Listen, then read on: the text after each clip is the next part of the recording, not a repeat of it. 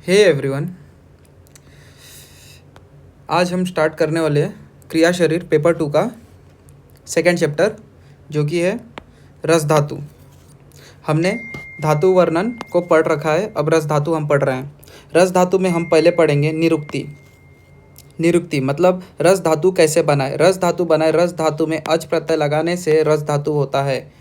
ठीक है, ये बहुत ईजी है। अगर इसको हमने लिख दिया एग्जाम में तो इसमें 1 मार्क्स हमको मिल जाता है। रस धातु की निरुक्ति लिख दिया। अगर क्वेश्चन आता है रस धातु का वर्णन करें तो हमें सबसे शुरुआत पहले करनी चाहिए, निरुक्ति से करनी चाहिए। और मैंने इस नोट्स को ऐसा बनाया है कि जैसे कि गुरु गोरखनाथ यूनिवर्सिटी है, उसके अंदर जैसे क्वेश्चंस पूछे जाते हैं उसमें कैसे लिखना है पेपर में, एकदम प्रॉपर सीक्वेंस में बना हुआ है। अगर 10 मार्क्स में पूछ लेता है तो 10 मार्क्स में कैसे लिखना है, 5 मार्क्स में पूछता है तो 2 पेज लिखना होता है हमें। 1 पेज ऐसा बड़ा सा 1 पेज लिखना होता है, इतना बड़ा, यहाँ से यहाँ तक 1 पेज हो गया, और 1 पेज इतना बड़ा लिखना होता है, बस। उससे ज़्यादा नहीं लिखना। बुक के अंदर बहुत सारे कंटेंट है, वो सारे कंटेंट को हमको थोड़ी लिखना रहता है। हमें तो सिलेक्टेड कंटेंट लिखना है कि जैसे एग्जामिनर को पता चले कि बच्चे को आता है। अब इतना बस अपने आप को ध्यान रखो कि लिखते समय हमें हिंदी का, नॉर्मल हिंदी का नहीं यूज़ करना है, जो आयुर्वेदिक टर्म है उसको यूज़ करना है लिखते वक्त। ठीक है, अब हमने रस धातु का निरुक्ति पढ़ लिया। रस धातु, धातु में अच प्रत्यय लगाने से रस धातु बनाए। सुश्रुत जी क्या कहते हैं, रस धातु कैसे बना? बोलते हैं गति प्रदान करने वाले रस धातु रस शब्द बना है, जो निरंतर गति करती है उस शब्द से, गति से रस बना है। अब देखो रस क्या होता है। रस, रस जो अन्न खाते हैं हम लोग, उससे उस पे जठराग्नि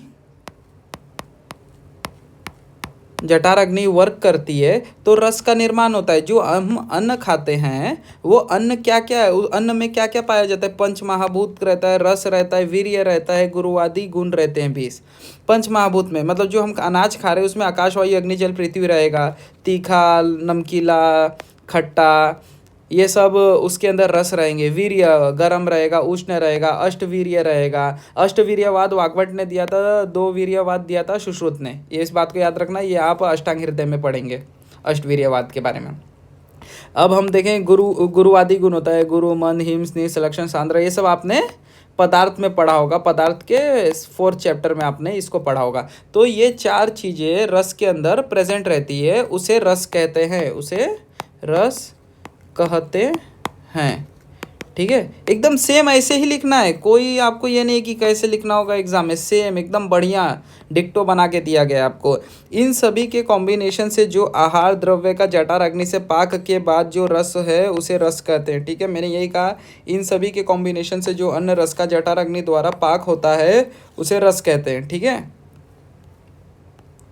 अब रस धातु, रस धातु के भेद कितने प्रकार के होते हैं? एक स्थायी रस होता है, जिसको क्या कहते हैं, पोषक रस कहते हैं, क्योंकि ये एक स्थान पर रहता है और इसके पास खुद के पोषक का सामग्री रहता है, जैसे कि synovial fluid, peritoneal fluid, cerebrospinal fluid होते हैं। जैसे ये सब क्या, साइनोवियल फ्लूइड कम हो जाए, चाहे मिसप्लेस हो जाए, बॉडी में अलग जगह कहीं सर्कुलेट होने लगे तो ये काम नहीं करेगा। इसका जो काम है, कार्य है, पेरिटोनियल फ्लूइड है, ये ऑर्गन के ऊपर के कवरिंग के अंदर की फ्लूइड होती है। अगर वो फ्लूइड ना रहे तो ऑर्गन के अंदर फ्रिक्शनलेस हो जाए, फ्रिक्शन आने लगेगा, फ्रिक्शनलेस नहीं रहेगा वो। ठीक है, अब आता है पोषक रस्य अस्थाई। पोषक रस्य मतलब ये पोषक तत्व प्रदान करता है अपने उत्तर धातुओं को। जैसे रस का पोषक तत्व रक्त को देता है, रक्त से मांस, मांस से मेद को देता है। ठीक है, हो गया। अब ये क्या होता है, अस्थाई रस। ये पोषक तत्व या अस्थाई मतलब ये रुका तो रहेगा नहीं, क्योंकि ये अभी एक जगह पे है नहीं, रस में है तो रस से रक्त में जाएगा। तो इस कार्य के लिए ये सर्व शरीर में व्याप्त रहता है, हर एक शरीर में चलता है। तो ये हर एक शरीर में जाने के लिए किसी चीज का तो यूज करेगा ना। तो चैनल क्या होता है, वो धमनी होती है, धमनी में बहने वाले को पोषक तत्व कहते हैं या अस्थाई तत्व कहते हैं। प्रत्येक शरीर के कोष्ठ तसों में पहुंचकर पोषक अंश प्रदान करता है। ठीक है, हमने सभी धातुओं का सम द्रव्य पाया जाता है। सम द्रव्य इन सेंस सभी धातुओं को बढ़ाने वाला, सभी धातुओं को पोषक देने वाला। जैसे रक्त का भी इसके पास द्रव्य होगा, मांस का होगा, मेद का होगा, ये सभी चीज़ों का इसके पास तत्व होगा, इसीलिए इसे कहते हैं समद्रव्य होता है ये। इस पर ही धातु अग्नि कार्य कर तद धातुओं का पोषण करती है, जो हमने पहले बताया। इसी के ऊपर धातु अग्नि अपना कार्य करके इस रस के ऊपर, जो कि अस्थाई रस है, उत्तर धातुओं का निर्माण करती है। आपको ऐसे एक्सप्लेन करना है वहाँ एग्ज़ाम में, ठीक है। और नहीं भी करते हैं आपको समझने के लिए बस इतना ही लिखिए, ये आप लिखने जाएंगे ना तो आपका 5-6 लाइन भर जाएगा इतने में ही। अब रस धातु का स्थान, रस धातु का स्थान सुश्रुत जी क्या कहते हैं, आचार्य सुश्रुत कहते हैं रस धातु का स्थान है हृदय। हृदय को रस धातु का स्थान सुश्रुत जी ने माना है। अब वो कैसे माना है मैं बताता हूँ। ये देखो यहाँ पे एक थोड़ा सा मिस्टेक हो गया है, यहाँ 25 धमनियाँ आएंगी, सॉरी 25 बोल रहा हूँ, 24 आएंगी, 24 धमनियाँ होती हैं यहाँ पे, ठीक है। अब देखो 24 धमनियों में देखो 10 ऊर्ध्वगामी होती है, 10 अधोगामी होती है, 4 तीर्थगामी होती है, ठीक है। ऐसे करके ऊर्ध्वगामी मतलब ऊपर की ओर जाने के लिए, जैसे फॉर एग्जांपल ये बॉडी है हमारा, ये बॉडी है, ऊपर की ओर जाने वाली क्या है 10 है, 10 नीचे की ओर जाने वाली है, 2 इधर उधर जाने वाली 4 है, ठीक है। तो ऐसे हो गई, कितनी हो गई 24 धमनियाँ हो गई, ठीक है, 24 धमनियाँ हो गई।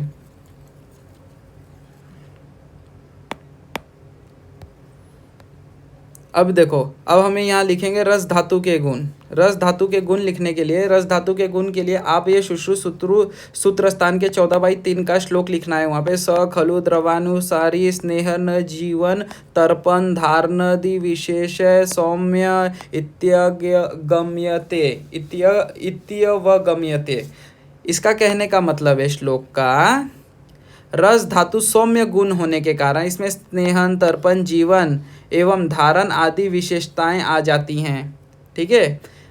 और दलहन ने भी सेम कहा है, सुश्रुत जैसा ही माना है कि धमनियाँ ऊर्ध्व अध और तीर्थगामी होती, बस इन्होंने क्या है संख्या नहीं बताई है, इन्होंने संख्या नहीं बताई है, ठीक है। रस धातु का कार्य क्या होता है, रस धातु का कार्य होता है तर्पण करना, वर्धन करना, वृद्धि करना, धारण तथा यापन करना शरीर का। रस धातु का कार्य होता है तर्पण, वृद्धि, धारण तथा यापन करना। अब इसी के ऊपर ये सुश्रुत जी ने जो बताया है तर्पण, वर्धन, धारण तथा यापन पे, दलहन जी ने अपना मत क्या रखा है कि बाल्य अवस्था में रस का कार्य है वृद्धि करना, मतलब बड़ा करना शरीर का। युवा अवस्था में क्या है कि शरीर के बड़ा हो जाने से दोष धातु और मल का साम्य अवस्था लाना, ठीक है। और वृद्ध अवस्था में दलहन जी कहते हैं रस धातु का कार्य है कि सभी धातुएं क्षीण होती जाती है, जैसे कि अस्थि क्षीण होने लगता है वृद्ध अवस्था में, मांस गलने लग जाती है, चमड़ी पतली हो जाती है, शरीर में शुष्कता आने लगती है। तो क्या होती है कि धातुएं क्षीण होती रहती है, तो वो क्षीण होते हुए उन्हें नष्ट न होने से बचाती है वृद्ध अवस्था में, ये रस धातु का कार्य होता है। तो दलहन ने बाल्य अवस्था, युवा अवस्था, वृद्ध अवस्था के अनुसार धातुओं का कार्य बताया है। अब देखो अब आएगा रसस्तुष्टि प्रीणनम रक्त पुष्टितम च करोति, ठीक है। सुश्रुत सूत्रस्थान 15/7। इसका मतलब है शरीर का नाम है प्रसन्न, शरीर का कार्य है प्रसन्न करना, रस का कार्य शरीर को प्रसन्न करना, प्रीणन करना, रक्त धातु को पोषण सामग्री पहुंचाना, बस यही कार्य होता है इसका। और ये कौन करवाता है, व्यान वायु द्वारा सर्व शरीर में रस फैला रहता है, विक्षेपित रहता है, ठीक है। देखो फैला रहता है बोलने से अच्छा है विक्षेपित लिखो, ये ज़्यादा बेटर रहता है एग्जामिनर के लिए, क्या ज़्यादा खुश हो जाता है, देखता है कि अच्छा इसको आयुर्वेदिक टर्म पता है बच्चे को, मतलब इसको इसने अच्छे तरीके से पढ़ा है। और ये क्या करता है स्थूलता और कृशता इसी पे डिपेंड रहता है, मोटा पतला आदमी इसी पे दिखेगा। कभी कभी आपने देखा होगा जो ज़्यादा पानी पीता है वो अति मोटा भी दिख जाता है, कभी कभी जो पानी नहीं पीता वो पतला ही रह जाता है। अब देखो इसके कार्य चरक जी ने क्या बताया, रस के कार्य अकॉर्डिंग टू चरक, रस धातु से रक्त धातु का निर्माण होता है, सीधे कह दिया रस से रक्त का उत्तर धातु का निर्माण होता है। शरीर का तर्पण करने वाले वस्तुओं को श्रेष्ठ माना है। वो शरीर का तर्पण कौन करता है, प्यास कौन बुझाता है, रस धातु ही बुझाता है, और यही तर्पण करता है शरीर का। अब देखो रस धातु का प्रमाण, रस धातु कितना होता है, क्वांटिटी क्या है, क्वांटिटी की बात की है। तो सुश्रुत ने क्या बोला है कि सभी व्यक्तियों का अलग होता है। कोई सभी व्यक्तियों का दोष जितने भी शरीर में होते हैं, दोष, धातु, मल जो भी होते हैं, ये सभी व्यक्तियों का अपना अपने हिसाब से था। कोई पतला है तो उसके अंदर ज़्यादा मल का निर्माण होता होगा, जो मोटा है उसमें कम होता होगा। चाहे जो मोटा है उसके अंदर मेद धातु ज़्यादा है, जो पतला है उसमें मेद धातु कम है। तो इसमें कहा है कि कुशल चिकित्सा को अप्रसन्न इंद्रिया मतलब जहाँ पे इंद्रिया का मन न लग रहा हो, वो देख कर असाम्यता का अनुमान कर जानना चाहिए। फॉर एग्जाम्पल, अगर किसी व्यक्ति के अंदर कफ की वृद्धि हो गई है तो उसके अंदर क्या हो जाएगा कि बेचैनी सा आने लगेगा, क्योंकि लिए उसके अंदर चिकनापन हो जाएगा, उसके हृदय के अंदर हृदय क्लेद हो जाएगा। ये आपने पढ़ा होगा। एक सेकंड, क्या हो जाएगा? कफ वृद्धि होने पर, कफ के बढ़ जाने से क्या हो जाएगा? हृदय क्लेद हो जाएगा। इसमें क्या होगा? बेचैनी आने लगेगी, मनुष्य को, व्यक्ति को बेचैनी आने लगेगी, तो वो असाम्यता हो जाएगा, अप्रसन्न है तभी बेचैनी आ रही है। ये चीज़ को देखकर रस धातु का प्रमाण में सुश्रुत ने बोला है, ये चीज़ को देखकर कुशल चिकित्सक को जानना चाहिए कि किसकी वृद्धि हुई है चाहे किसकी क्षय हुई है। इसलिए सुश्रुत जी ने प्रमाण का वर्णन नहीं किया है, आचार्य सुश्रुत ने प्रमाण का वर्णन नहीं किया है। मगर आचार्य चरक ने प्रमाण के लिए अंजलि प्रमाण का यूज़ किया। अंजलि प्रमाण क्या होता है? देखो यहाँ पे पहले क्या बताया है, 9 अंजलि प्रमाण बताया है। इसका रस का 9 अंजलि प्रमाण है और रक्त का 8 अंजलि प्रमाण इन्होंने बताया। अंजलि क्या होता है? अपने जो 2 हाथ होती है, पाम होता है, उसको जोड़ देने से जो रिक्त स्थान बनता है उसे अंजलि कहते हैं। ठीक है, तो रस की अंजलि बताइए 9, रक्त की बताइए 8। ये किसने बताइए? आचार्य चरक ने बताइए। अब आ रहे हैं हम रसवाह स्त्रोतस। रसवाह स्त्रोतस मतलब रसवाहन स्त्रोतस हृदय मूल दश धमनियाः। ये चरक के विमान स्थान से लिया गया है। ये थोड़ा सा यहाँ मिस्टेक हो गया है, इसको चेंज करो। ये क्या आएगा? चरक विमान स्थान से लिया गया है। अब इसमें क्या बताया गया है? अकॉर्डिंग टू चरक, रस वह स्त्रोतस का मूल स्थान हार्ट है। रस का स्त्रोतस का मूल स्थान क्या? हार्ट है। ये सभी ने माना है, मगर इसके निकलने में 10 धमनियाँ बताई। चरक ने 10 धमनियाँ बताई है और सेम सुश्रुत ने ही बताया है। हृदय को ही रस स्त्रोतस का मूल स्थान माना है, हमने फर्स्ट चैप्टर में देखा। तो उसमें क्या बताया है कि 24 या 10, 2 बताया गया है इसके अंदर, बुक के अंदर। ऐसे वर्णन है कि सुश्रुत ने 10 या 24 का बात किया है और चरक ने सिर्फ 10 का बात किया है। और हृदय को रस स्त्रोतस का मूल स्थान माना गया है, चरक और सुश्रुत दोनों के द्वारा। देखो, आहार रस धातु का निर्माण कैसे होता है? आहार रस से सार भाग बनता है और कीट भाग और मल भाग का मैंने बताया। रस का मल भाग होता है कफ, तो ये कफ बना है। तो सार भाग में स्थूल भाग होता है और एक सूक्ष्म भाग होता है। स्थूल भाग से क्या बनता है? जो रस धातु का उत्पन्न होता है। और सूक्ष्म भाग से क्या होता है? उप धातु का उत्पन्न होता है। उप धातु क्या बताया है? रस का उप धातु स्तन्य आर्तव है और रक्त निर्माण अंश। अब रक्त निर्माण अंश में से सेम यही प्रोसेस होगा।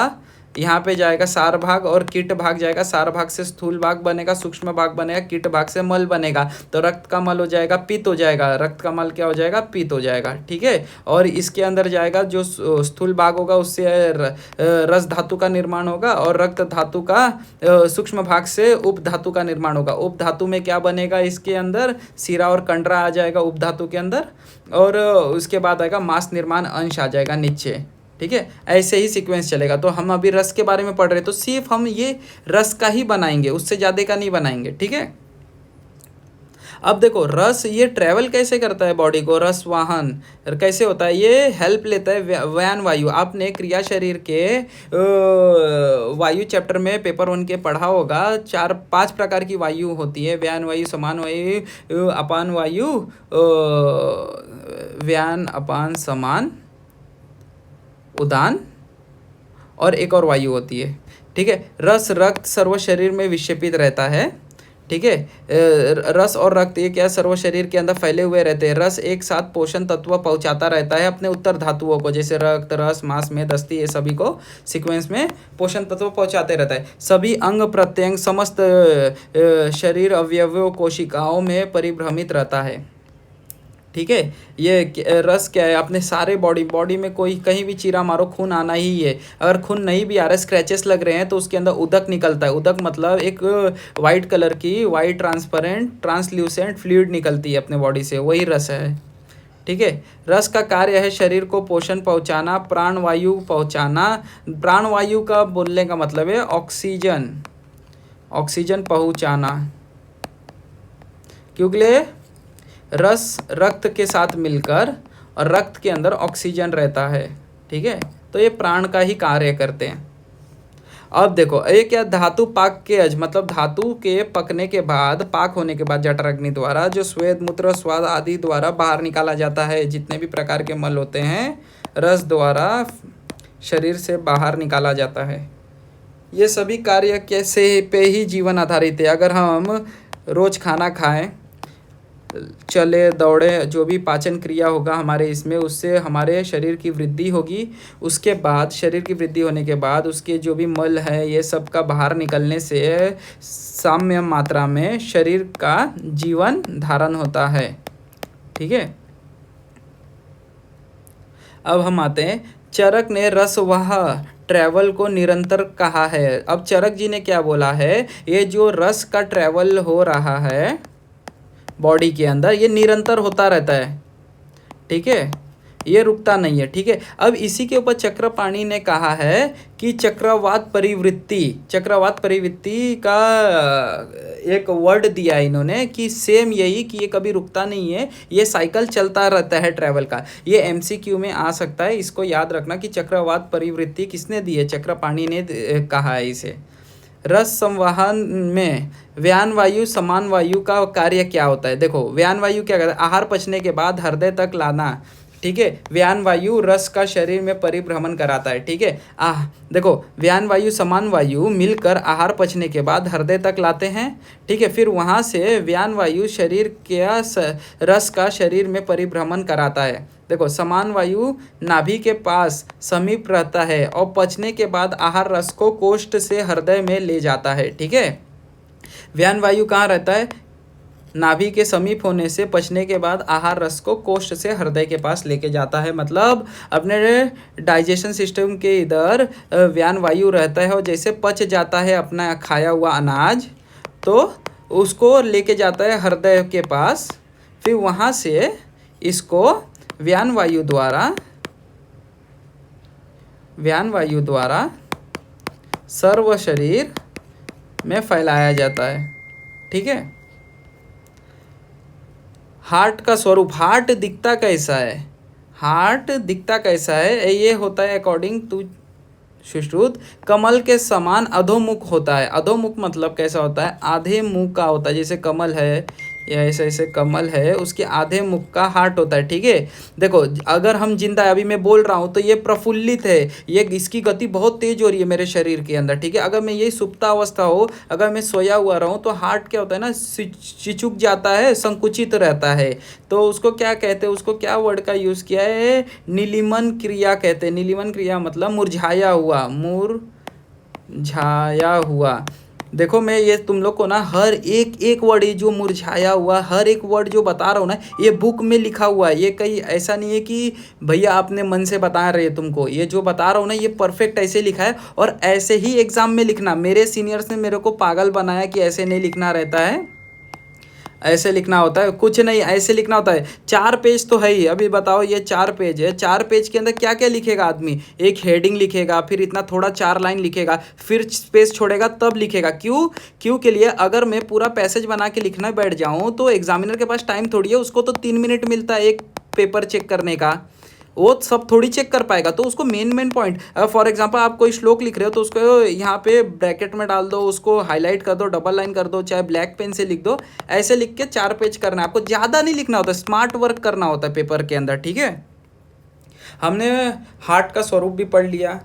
अब देखो रस क्षय मतलब रस का गिरना, मतलब शरीर के अंदर कैसे कम होता है। दोष धातु मल के क्षय और वृद्धि का ज्ञान उसके कर्मों के आधार पर होता है। ऐसे हम नहीं बता सकते कि कफ कम हो गया है, वात कम हो गया है हमारे शरीर में, चाहे रस की वृद्धि हो गई है, ऐसे हम नहीं हुई। हम उसके कार्य को देखते हैं कि अगर रस की वृद्धि हो गई है, अगर रस बढ़ गया है तो क्या मुंह से लार निकलेगा, सलाइवा निकलेगा, हृदय में क्लेद होगा, हृदय जी मचलाएगा, ठीक है, हृदय क्लेद हो जाएगा, जी मचलाने लगेगा हमारा, ठीक है। अभी क्या होता है देखो, शीन मतलब काम कम करना, बढ़ गया मतलब काम को बढ़ा देता है, ठीक है। हाँ, अभी देखो रस का क्षय के लक्षण क्या है, हृदय में घर्षण होगा, जैसे मैंने पहले ही बताया था पेरिटोनियल कवरिंग के अंदर हमने बताया था जो फ्लूइड होता है, अगर रस कम हो गया तो वो सारे फ्लूइड कम हो गया, जैसे साइनोवियल फ्लूइड कम हो गया तो घुटने के अंदर अभी हम देखेंगे बॉल एंड सॉकेट जॉइंट के अंदर साइनोवियल फ्लूइड कम हो गया तो वहाँ घर्षण दिखाएगी, हृदय में घर्षण दिखाएगी, ठीक है। तो यहाँ पे हृदय का ही बोला गया, ऐसे बॉल एंड सॉकेट का तो नहीं बताया गया हमको, मगर समझ में आ रहा है ना क्या चीज़ हम पढ़ रहे हैं, तो हम वहाँ पे बस हृदय के बारे में लिखेंगे। तेज आवाज़ सह नहीं पाएगा, कोई ज़्यादा तेज बोल रहा है तो उसको सुनने में थोड़ा प्रॉब्लम होगा कि अरे यार क्यों बोल रहा है, चिड़चिड़ापन आ जाएगा, हृदय में पीड़ा हो जाएगी, हृदय द्रव्य हो जाएगा, पाल्पिटेशन होने लगेगा। और यही बात अगर रस बढ़ जाए शरीर के अंदर तो क्या हो जाए, हृदय क्लेद हो जाएगा, जी मचलाने लगेगा हमारा, मुख से लार निकलने लगेगा, सलाइवा निकलने लगेगा, ठीक है। रस वृद्धि में श्लेष्मा वृद्धि के लक्षण हो जाएंगे, जैसे रस का हमने बताया था, रस का मल होता है कफ, कफ को क्या कहते हैं, श्लेष्मा भी कहते हैं, ठीक है। तो श्लेष्मा मतलब कफ के जो भी लक्षण होते हैं बढ़ने से, वही रस के सेम लक्षण हो गए। तो कफ बढ़ता है हमारे शरीर में तो आलस आने लगता है, मोटापन हो जाएगा, भारीपन हो जाएगा, अंगों में शिथिलता आ जाएगी, एकदम मंद जैसा रहेगा, अधिक नींद आने लगेगा, कहीं भी जाके सोने लग जाएगा। वैसे व्यक्ति होते, मोटे व्यक्ति को आपने जैसे देखा होगा अपने मन में, जैसा आपने बनाए इमेज वही सेम यहाँ पे रस वृद्धि के लक्षण होते हैं और कफ वृद्धि के लक्षण होते हैं। अब देखो, अब हम आ गए अष्टविध सार के ऊपर आ गए। अष्टविध सार में क्या बताया गया है, 10 विध आतुर परीक्षा। देखो अष्टविध साध को बताने के पहले तुमको एक बात बताया जा रहा है कि 10 विध आतुर परीक्षा होती है। वो क्यों की जाती है, रोगी के आयु की परीक्षा और रोगी के बल दोष की परीक्षा, मतलब रोगी की आयु कितनी है, ये जल्दी मरने वाला है तो नहीं है ना, इसको कोई बीमारी तो नहीं है ना, या इसका बल कितना है, ये ज़्यादा मेहनती है, इसके अंदर ज़्यादा शक्ति है कि कम है, ये देखने के लिए हम 10 प्रकार की परीक्षा करते हैं। वो परीक्षा कैसे है, प्रकृति, विकृति, सार, सहन, प्रमाण, सातमय, आहार शक्ति, व्यायाम शक्ति, वय। देखो सातमय मतलब वो कितना कैपेबल है किसी चेंज को ये करने के लिए, सत्व बोलने में, आहार की शक्ति, ये कितना खा सकता है, ये कितना मेहनत कर सकता है, इसकी उम्र क्या है, ये सहन कितना कर सकता है, प्राणायाम कितना कर सकता है, प्रकृति ये ठीक है इसका कि ये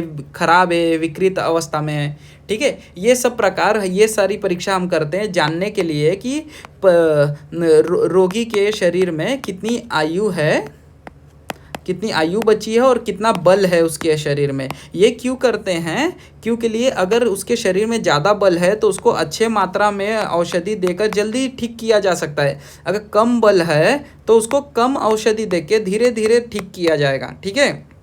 जिस तरह दोष की परीक्षा की गई है, द समवे धातु की भी परीक्षा सारात की विचार पे करना, सारात के विचार पे करना चाहिए। देखो जिस प्रकार से हमने रोगी की परीक्षा आयु और उसके बल की परीक्षा के लिए 10 प्रकार का यूज़ किए, वैसे ही धातु की परीक्षा करने के लिए हम 8 टाइप का यूज़ करते हैं। उस 8 टाइप को अष्टविध सार कहते हैं। अष्टविध सार के त्वक सार, रक्त सार, मांस, मेद, अस्थि, मज्जा, शुक्र, सत्व सार, ये प्रकार के अस्थि। देखो त्वक मतलब क्या होता है, जो त्वचा के नीचे रहने वाला जल, उसको त्वक कहते हैं, ठीक है, त्वचा के नीचे रहने वाला जल। अब और जैसे जितने भी हमारे हैं ना ये 7 सप्त धातु, इसके आगे हमको लगा देना है सार। सार मतलब क्या होता है, शुद्ध, मतलब इसका एकदम प्योर फॉर्म।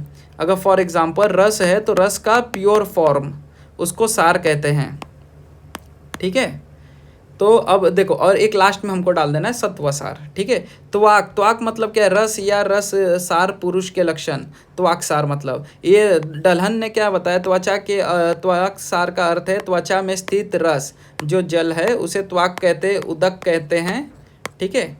अब चरक ने क्या बताया, त्वचा में स्निग्धता, मगर जिसके अंदर जो सार है, जो रस का सार है, प्योर फॉर्म है, वो जो प्योर फॉर्म है रस का,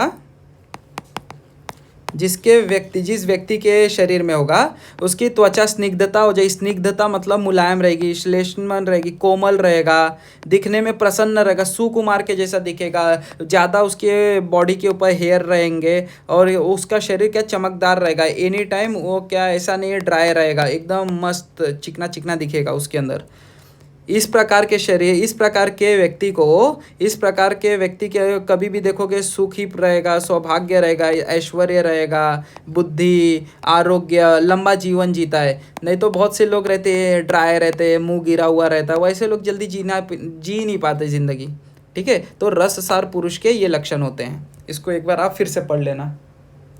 अब देखो सुश्रुत ने क्या बताया है, त्वचा रोम प्रसन्नता मुलायम होना चाहिए। ठीक है, अगर त्वचा और रोम प्रसन्न है, मुलायम है, तो ये रससार पुरुष के लक्षण हैं, रससार पुरुष के लक्षण है। ठीक है, अब हम इसमें दो टॉपिक और कवर करने वाले। आश्रय आश्रयी भाव। आश्रय आश्रयी भाव मतलब होता है आश्रय, जहाँ आश्रय मिले, आश्रय जिसमें हम रहें। ठीक है, शरीर में दोष और धातु मल एक दूसरे के ऊपर डिपेंड है।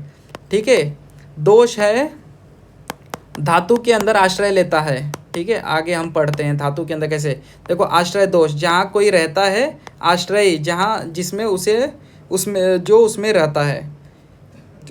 जैसे कि वात अस्थि के अंदर रहता है, अस्थि के अंदर हमने देखा है वात अधिक रहता है कभी भी।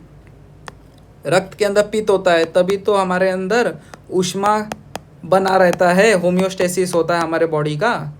ठीक है, कफ रस मांस मेद अस्थि में रहता है। क्यों के लिए हमने पढ़ा है, कफ के अंदर पृथ्वी गुण होता है, पृथ्वी। और हमने सप्त धातु के अंदर देखा, सप्त जितने भी 7 धातु हैं उसमें हमें पता है कि किसके अंदर पृथ्वी है, किसके अंदर आकाश है, किसमें अग्नि है। ठीक है, तो हिसाब से हम इसको डिवाइड कर देंगे। जब आश्रय की वात, अस्थि के अंदर हमने देख लिया वात है मतलब आकाश है, आकाश वायु इसके अंदर आएगा। ठीक है, शरीर के अंदर गर्मी है तो अग्नि आएगा। अग्नि किसे कहते हैं, पित्त को कहते हैं। कफ है शरीर, मांस के अंदर क्या होता है, पृथ्वी गुण होता है, इस कारण से इसके अंदर कफ आएगा। ठीक है, ऐसे हमें याद रखना है, धीरे धीरे होगा। आप ये मत सोचो कि इतना फास्ट पढ़ाया जा रहा है चाहे कुछ, धीरे धीरे आप सब सीख जाओगे। बस इसको ना रीड करो, जो मैंने नोट दिए बस इसी को रीड करो। अगर आप बुक नहीं भी देखते हो तो आप एकदम मस्त स्कोर कर सकते हो एग्जाम के अंदर। जब आश्रय धातु, जब देखो, जब जो जिसके अंदर जो दोष रहता है, जैसे अस्थि की वृद्धि, जैसे रक्त की वृद्धि होगी तो पित्त का भी वृद्धि होगा, जैसे मांस की वृद्धि होगी तो कफ का भी वृद्धि होगा। तो अभी बोलोगे सर आपने वात का क्यों नहीं बताया, वात का इसलिए नहीं बताया, अभी हम आगे देखेंगे और आगे बताऊंगा। इसके अंदर जो आश्रय दोष उसी के अनुसार बढ़ता रहता है। तो एग्जाम्पल, मेद बढ़ने से कफ की वृद्धि होगी, रक्त बढ़ने से पित्त की वृद्धि होगी। बट अब बोलोगे वो सर आपने वात का क्यों नहीं बताया, क्योंकि इसमें एक्सेप्शन है। एक्सेप्शन को हिंदी में कहते हैं उपवाद। इसमें क्या उपवाद है अभी हम बताते हैं। वात और अस्थि का रिलेशन थोड़ा उल्टा होता है, जैसे इनका डायरेक्ट प्रोपोर्शनल रहता है, वैसे इसमें ये इन्वर्सली प्रोपोर्शनल रहता है। अस्थि बढ़ने से वात घटता है, अस्थि घटने से वात की वृद्धि होती है। जितना पतला आदमी रहेगा, जितना पतला हड्डी रहेगा, उसके अंदर देखना वात की वृद्धि रहेगी, कर्कशता आएगी, ड्राइनेस रहेगा शरीर के अंदर, वो वात वृद्धि के सारे लक्षण रहेंगे। और जो मोटा व्यक्ति रहता है, जिसके अंदर अस्थि बढ़ी हुई रहती है, एकदम बढ़िया फिटेड इंसान रहता है, उसमें वात की वृद्धि कम रहती है। ठीक है, एकदम सुकुमार के जैसा दिखता है। ठीक, अब देखो रस और रक्त का आश्रय भाव क्या है। रस और रक्त का आश्रय क्या है। अस्थि का वायु है, स्वेद रक्त का पित्त है, क्योंकि स्वेद के अंदर गर्मी के कारण निकलता है, ये पित्त अग्नि के कारण ही होता है ये। ठीक है, अब रस आदि का कफ का है। देखो, रस से श्लेष्मा की रस बढ़ेगा तो श्लेष्मा भी बढ़ेगा। श्लेष्मा मतलब क्या होता है, कफ बढ़ेगा, ठीक है, बिकॉज दोनों सौम्य गुण होते हैं। सौम्य गुण होने के कारण बढ़ता है। सौम्य गुण होने के कारण इसके अंदर एक सिद्धांत का यूज किया जाता है, सामान्य वृद्धि कारणम। यह आपने पदार्थ में पढ़ा होगा, सामान्य विशेष सिद्धांत उसी के अंदर दिया हुआ है, सामान्य चैप्टर में आप पढ़ोगे। सामान्य वृद्धि कारणम, समान गुण धर्म वाले को बढ़ाना है आपको, इंक्रीज करना है, तो उसके अनुसार आहार विहार देना चाहिए, तो इंक्रीज हो जाता है उससे, ठीक है। तो रस की वृद्धि से श्लेष्मा की वृद्धि होती है, क्योंकि सौम्य गुण होने के कारण सामान्य वृद्धि कारणम सिद्धांत होता है। देखो, रस बढ़ता है तो कफ भी बढ़ता है, तथा रस घटता है तो कफ भी घटता है, ठीक है। वही सेम वे में जितने भी 6 रस होते हैं, जो हमारे टंग को पता चलता है, जो रस, वो वाले 6, मधुर, अम्ल, लवण, कटु, तिक्त, कषाय, अगर ये सारे रस बढ़ेंगे तो ये अपना शरीर वाला रस भी बढ़ेगा, धातु रस भी बढ़ेगा, ठीक है। अभी देखो, कफ की वृद्धि करनी है तो वैसा आहार विहार दो कि रस की भी वृद्धि हो, ठीक है। तो कफ की वृद्धि करने के लिए अगर आप उसको शीत द्रव्य खिला रहे हो, स्निग्ध द्रव्य खिला रहे हो, तो रस की वृद्धि होगी। विहार मतलब वो जितना सोएगा उतना कफ की वृद्धि होगी उसके शरीर में। विहार मतलब कि आप करते क्या हो, मतलब work in a sense, body के ऊपर कैसा वर्क कर रहे हो। ज़्यादा व्यायाम करने लगोगे तो क्या होगा, रस का क्षय हो जाएगा, कफ का क्षय होने लगेगा और वायु की वृद्धि हो जाएगी शरीर के अंदर। तो कफ का नाश होगा, कफ का डिक्रीज करना है, कफ को कम करना है, तो उस आहार विहार को यूज़ करोगे कफ कम करने को, तो रस भी कम होगा, क्योंकि ये सौम्य गुण होते हैं। सौम्य गुण होने के कारण, अभी हमने यहाँ पे पढ़ा कि ये सौम्य गुण होते हैं। सौम्य गुण होने के कारण इसमें सामान्य वृद्धि कारणम का लॉ लगता है, ठीक है। इससे यह प्रूफ होता है कि रस कफ आश्रय भाव से रहते हैं। अभी आपने पूछा नहीं कि सर ये हम क्यों पढ़ रहे हैं कि एक बढ़ने से दूसरा बढ़ रहा है, ये हम क्यों पढ़ रहे हैं, क्योंकि लिए रस और कफ आश्रय भाव से रहते हैं, और ये सौम्य गुण होने के कारण इसके अंदर सामान्य वृद्धि कारणम वाला लॉ लगता है। मैं एक ही बात को 4 टाइम बोल रहा हूँ क्योंकि लिए ये इंपॉर्टेंट है, इस बात को गांठ बांध लो, ठीक है। रस के आश्रय में कफ दोष रहता है, इतना याद रखना। रस के आश्रय में कफ दोष रहता है, जैसे कफ को बताया गया है आश्रय और रस को बताया आश्रयी, ठीक है। और इसमें 1-2 थोड़ा स्पेलिंग मिस्टेक होगा, 1-2 जगह, ज़्यादा नहीं, मैक्सिमम जगह। वैसे तो मैंने रेक्टिफाई कर दिया इस वीडियो के अंदर। और आपको इस चैप्टर के नोट्स चाहिए तो मुझे कमेंट कर देना, मैं एक टेलीग्राम चैनल बना दूंगा, उसके अंदर मैं डाल दूंगा ये सारे चीज़ें। वैसे अभी बनाया नहीं है, मेरा न्यू चैनल है। मैं चाहता हूँ कि जितने बच्चों को ये कंटेंट पहुँचे और उनका भला हो, क्योंकि मेरा तो हुआ नहीं, क्योंकि मेरे सीनियर्स ने मेरी हेल्प नहीं की, मुझे बताया नहीं। मैं चाहता हूँ कि आपको पता रहे कि कितना पढ़ना होता है, कितना एग्ज़ाम में लिखना होता है, ठीक है। Thank you.